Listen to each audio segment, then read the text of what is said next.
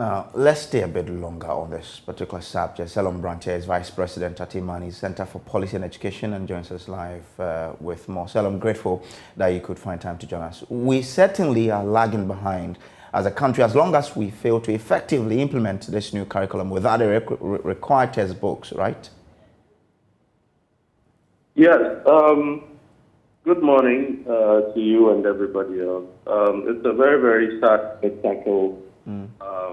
Being what was being shown. The fact that the future of this country is receiving very little or no direction as to the most important tool that they would require to be able to sustain themselves or actually build a country. And the minister himself diagnosed the issue in part of the segment that he showed, that this is absolutely poor, egregious planning. Curriculum research and development takes many years to develop. And usually, when you want to run a system like this, where you want to change over into a new system, you would have planned already, maybe a couple of years in advance, what you needed to do.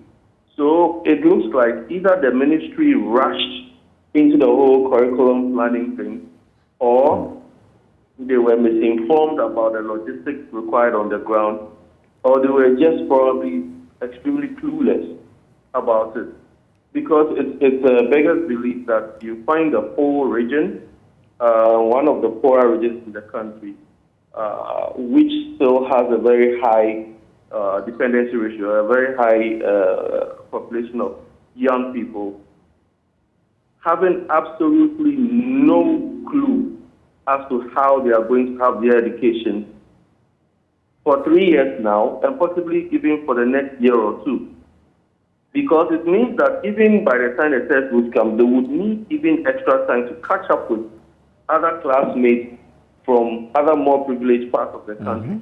And these are the things that actually deepen the poverty divide, where the poor remain poorer, whilst others get a chance for the fewer opportunities that exist. So this is really a very big indictment and very atrocious. I mean, it's a very, very sad thing to watch. If you think about the larger term implications, the Ministry of Education has really failed. The Ghana Education Service in itself has also failed, as well as the district assembly authorities, because even if for any reason the main people could not do anything, they should have been able to put some resources together to safeguard the education of the future of the district. Okay. Salom, how can we, what do we ascribe to for our inability to develop our education after so many years of so many research that have been conducted into how to develop education in the sub-region and even in Ghana particularly? It is incredible because, I mean, this is a country where a lot of secondary schools, a lot of primary schools started from the village. In fact, for most of those in leadership today, those who are above 60, 67, most of them actually started their education from the villages, these same villages, these same remote areas. And this was 60 years ago, around the time of independence, when our infrastructure was far less than it is today, when our road networks and our transport networks were far less than it was today. Yet people still have access to very good foundational education.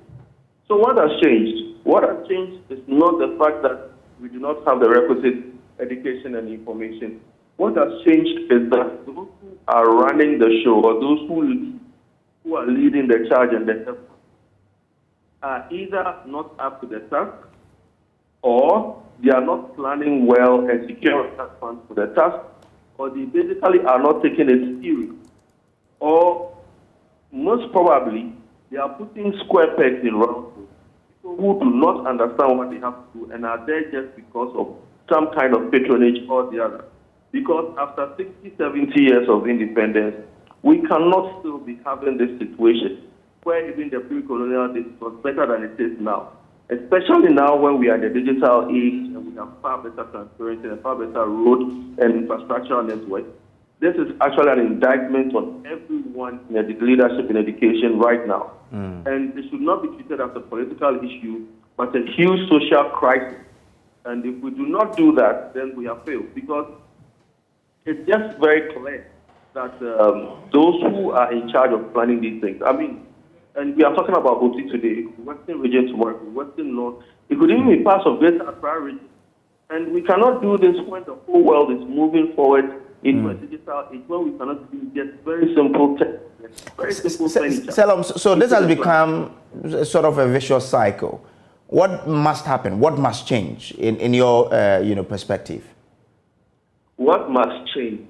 A lot has to change. I mean, we have to have what I usually call a seismic shift. We cannot continue with this kind of foundation. We can do all the talking we want, but talking won't change anything.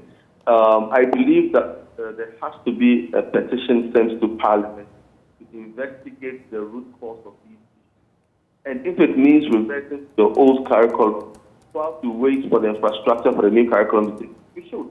The children should be able to learn something, and the teachers should not use their mega salaries to be sponsoring the education when they themselves do not earn enough to keep body and soul together. This is an indictment on our leadership ethics as a whole.